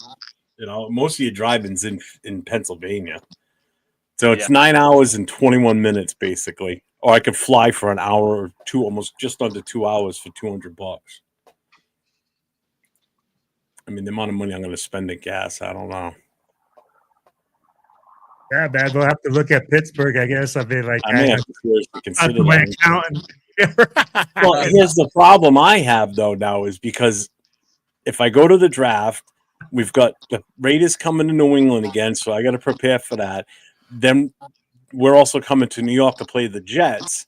So it's like I know I'm going to be involved in doing something with that with the other clubs and chapters out of New York and Jersey, to do something with that event too. So, so I also have to consider the travel down for that game too. So it's like, better hope I get a shit ton of money back on my tax returns. The only way I go to Pittsburgh is I can wear your wig the whole weekend. I can get you another one. He's not good. Wear that. We could go as twins. Well, Keith, how far are you from Pittsburgh? Because I know you're kind of right on the line. Yeah, I'm like an hour away. That's like a. Oh man, that's beautiful. Yeah, that's a no-brainer for you, man. You can go home every night. Yeah, actually, my fiance lives in Pittsburgh, so that works out. Oh shit! So you just crashed there? Yeah. All right. Yeah, so that's why I was asking if anybody was going because I'm 99.9% sure I'm going. So. I've been like, hey, I guess we're gonna have to lock in and see what we can do, man. It might be a black hole party for That's what I'm saying. Yeah. I'm down. Could get wild. I seriously might be able to do that. If you ask anybody that was at my party in Indy, they'll tell you shit gets lit. I think just having a black hole there in general is probably going to get lit. No doubt. So I'll say it like this, Oscar. It's different. So it's crazy to see now how the events abroad and like outside of Las Vegas are starting to get really good. I mean, like we have now people that are organizing things that are telling people where to go. Before, man, when you used to travel, it always used to be like, where are we going? Like, oh, who do you got to meet up with? Now with this show and channel and stuff, like we've been able to create so many things for people to be like, hey man, there's a centralized way of Raider Nation getting their information on where to go, what's the events that are going to be around. And we have people all over the country that are represented. Like we're all presidents. So we're all, we all work together to be like, hey man, we want to throw the best event possible because there's a name or a face to the project, right? Or a face to the events. If they know that, hey, we're going to Indianapolis and Steel Valley TBH has their logo all over it, you best believe that Yo Raiders over there with he's the president. He's involved. If TBH Central Valley has their logo all over the place, we know Oscar's involved. TBH New England, we know Jeff's involved, and all these guys have pride in what they do, and we all have pride. I talked about it earlier in our president's meeting that we are all part of that TBH shield, right? Like I look at it as a shield for TBH. We all represent. Every single president is a representative. A lot of people look at our super fans. Guys, I love our super fans. They're great people. But all these guys on this board here, and we got about 50 other presidents, we're the ones that put in the work on the back end. We're laying the concrete. We're doing all the stuff that doesn't have all the lights and glimmer. All the parties that you see locally are done by guys just like you. All the events that are done when you go abroad, like where you go away to away games, abroad, when you go to away games, are done by presidents, are done by people on this panel. So that's where I say, and I go like, man, that's the difference. That's where I enjoy being a part of TBH and being able to do things for Raider Nation. When we go out there and we're able to put these events that are fantastic, that people enjoy and people want to be a part of. And salute to you, Jeff, and salute to you, Yo Raider. I know that you guys put one on and you guys are new presidents, right? Straight, like you guys are saying, hey, and you guys put it on hell of an event, man. People were telling me about how much fun they had in Indianapolis. I did not know that there were so many war memorials there. That's an interesting fact. Yeah. And I mean, like things like that. So I can't wait to see what you guys do next time. I mean, like I went to New England. Jeff threw a hell of a party for the season opener. Yeah, he did. And then now to hear that Indianapolis was put together and you guys threw a hell of a party, threw a hell of a like everything, an organized event. That makes me excited to go to all these new cities and to support all these local booster clubs. I just made the flyers and be awesome.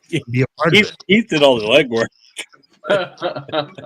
Hey man, every bit counts. Don't sell yourself short, brother. I can't take credit for that though. I mean that was your baby and you did a hell of a job of it. Like I texted him earlier. I said great job. I said the feedback I'm hearing was extremely positive. You gave everybody what they wanted, which was a great experience going to Indy. Game was one thing, but everybody had a good time. That's all that matters. Yeah. And I can't wait to hear about Oscar's event this week. But we're going to hear about that, and then you're going to hear like, hey man, Central Valley threw a great event because everybody's trying, man. Everybody's trying to throw out these events for Raider Nation to come out and enjoy themselves and be a part of it. Yep. And that's what's so awesome to see is all the effort that all these presidents and all these clubs are putting in that people don't see. And us being presidents, we know how much work it is. What's up, Moval? People think, oh yeah, we're just gonna be like, oh yeah, we're gonna put this flyer together and everybody's gonna show up. It don't happen like that.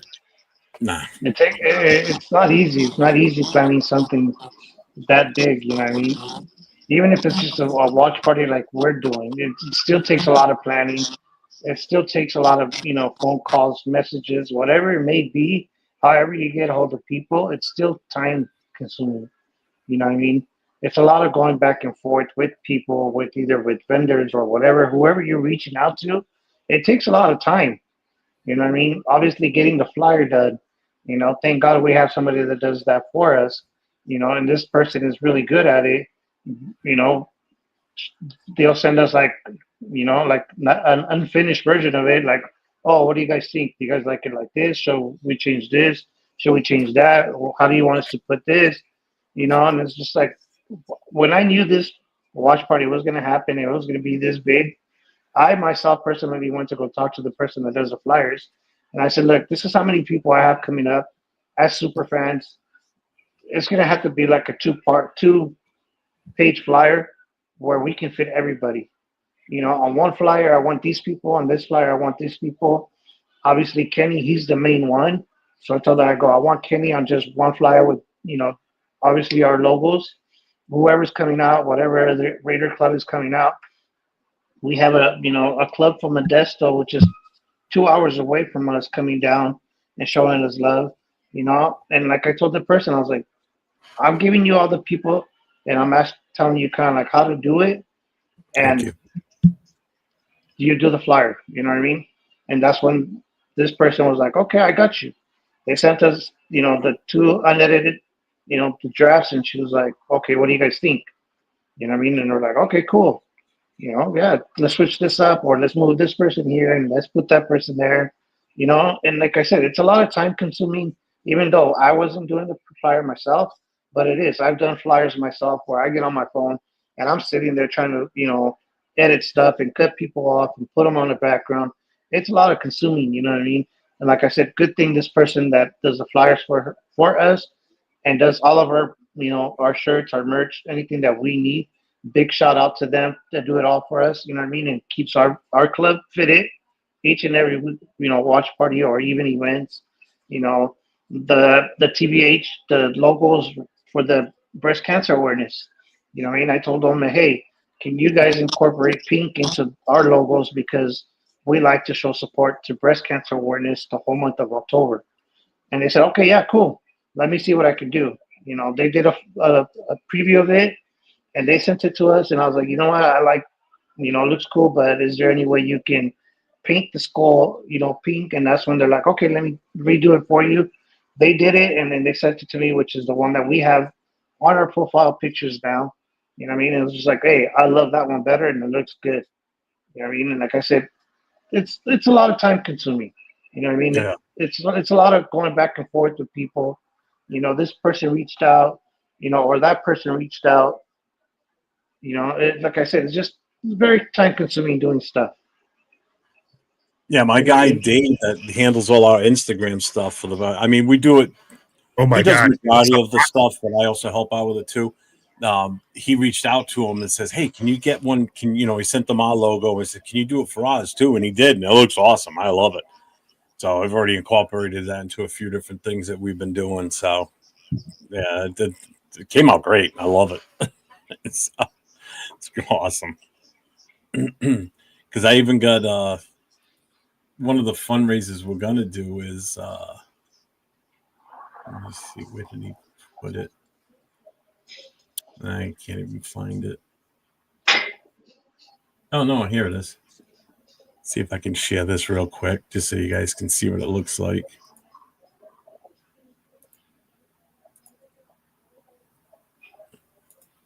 And boom. That's all wood. That's 13 inches.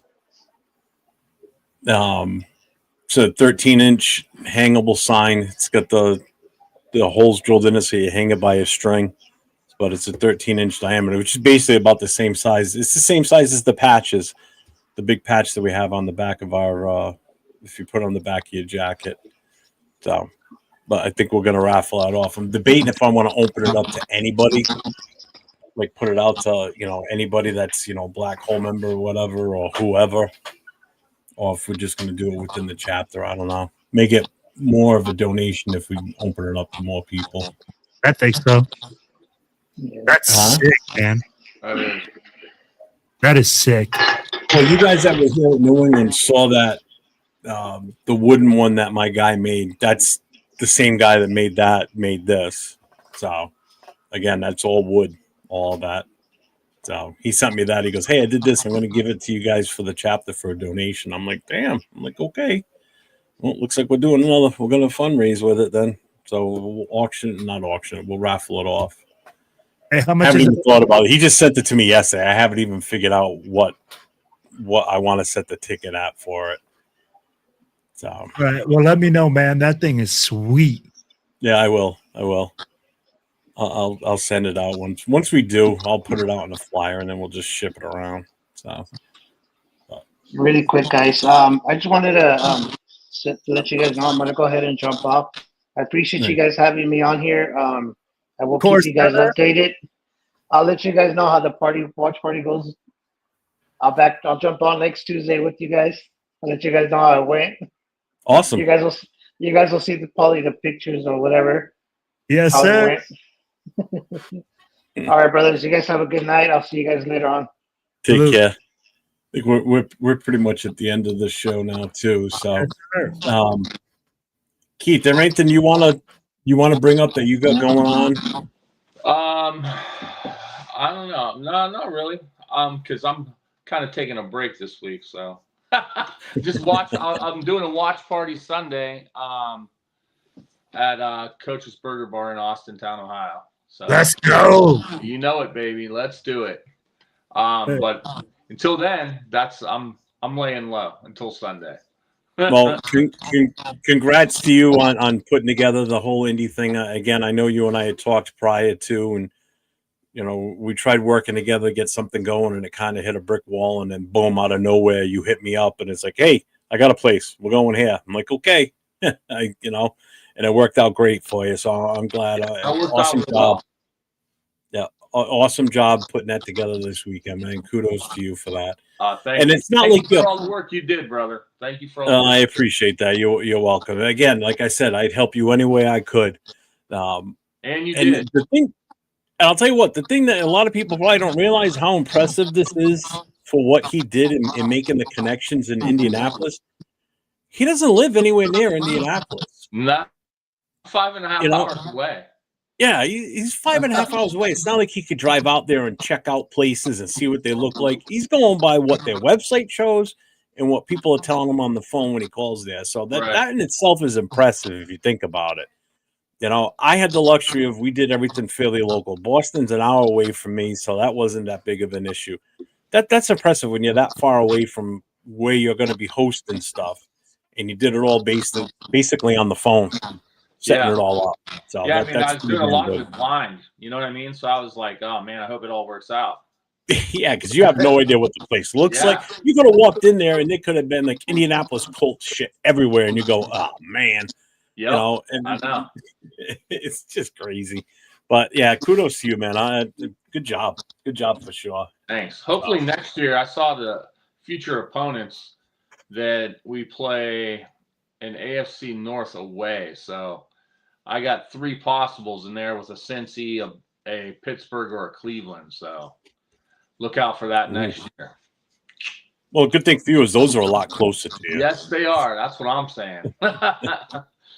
And I'm sure you're familiar with those cities too, unlike Indianapolis. Yeah.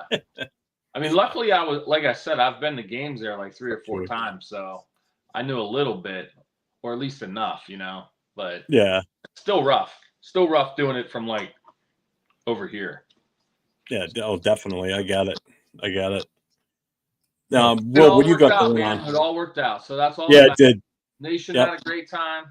Everybody, I hope, had a great time. Game, not so great, but And like I said, the feedback I heard and the feedback Will heard was all positive. So that's absolutely feather in your cap, man. Yep. Thanks, I appreciate it. No problem. Will, what do you got going on this weekend? You got anything? Well, guys, this weekend we're gonna have a party at 595. We'll be down there having our watch party. Also, I wanted to let you guys know that TBH Denver will be having their watch party at Tamaulipas Restaurant. Make sure you check them out. We're gonna have TBH Dallas at TG Tailgaters. We got TBH Austin at the MSB Machaca's Bar. You'll have TBH Bay Area at Ricky's. You're going to have TBH Sacramento at Shenanigans. You got TBH Reno at Coaches. And you'll have TBH Lovelock at their casino. Then you also got TBH Spokane at McCracken's. And TBH Seattle will be at Tammy's. Those will be some of the watch parties that are going on this weekend. And also, guys, just so you guys know, Raider Nation, if you are going to the game, there is no party at Troy's this weekend. There was some type of thing that's not meshing up. So make sure that you guys go down to Eye Candy at Mandalay Bay. That party will still be going on. And if you guys have any questions, make sure that you guys hit us up. And then I have a couple podcasts this week. Make sure you guys stay tuned over Black Radio Podcast. And I usually jump on the show with Jeff on Fridays. Yes, sir. And yes, he does. And then I jump on Unfiltered with Jay after the game. So, you know, I'll be pretty busy, man. But hey, I appreciate it, brother, for having me, you know, and dealing with my shit. As far as us for our chapter, we'll be at Buffalo Wild Wings in Chicopee, Mass. This weekend. Again, we'll have the 50-50. We'll have the raffle prizes, door prizes, and I've actually officially ordered the merchandise starting yesterday for T-shirts. So T-shirts will be coming soon. So I got the final approval for the artwork done. So that's in the makings now. So T-shirts will be coming. As far as shows for me, I got tomorrow night with the Raider Connection, myself, Leo, Chidolinus, Jay from Just Raiders, baby, and LV Raider 10. We do our Wednesday night thing every week. So it'll be 10 o'clock. Actually, we're going on early tomorrow night. We're going on at 9 o'clock Eastern, 6 o'clock Pacific. We moved it up an hour. And then Thursday night, it's myself and Nate and Raiders Coast to Coast, LV Raider 10. And Friday is open mic night on Friday night. So anybody that wants to come on, get on camera, get on the mic. Even if you don't want to be on camera, you can block your screen out and just leave your mic on, put your voice to your words instead. So it's an open mic night every Friday night. We start at 9 o'clock Eastern, 6 o'clock Pacific. Feel free to pull up, jump in. It's usually a pretty fire show. We usually get it kicking. So then Saturday we have the Last Call podcast with myself, Chris for Raiders, and Jason First Downs, discussing the game that's coming up on Sunday, which is the Titans. So that's all I got. And if you're in Sacramento, make sure you stop by Shenanigans and show our people up for Saturday. Everybody, like I always say, stay safe and go Raiders. Keith, thank you for being on with us tonight. Oscar, thank you for coming on with us also. And thank you, everybody in the chat, for being with us. Go Raiders, baby. Let's go. Trees all shake and quiver and quake as he robs them of their gold. The autumn wind is a raider, pillaging just for fun. He'll knock you round and upside down and laugh when he's conquered and won.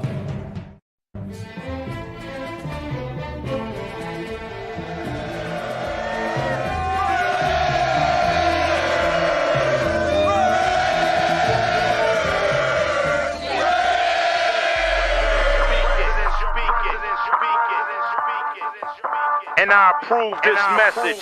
Oakland Raiders, Oakland Raiders, Oakland Raiders. Just win, baby, win, baby, win, baby. We are the Oakland Raiders, Oakland Raiders, Oakland Raiders. Just win, baby, win, baby, win, baby. Don't need no invitation. No. We are that Raider Nation. We rock that black and silver. We make them shake and shiver. We make them reconsider.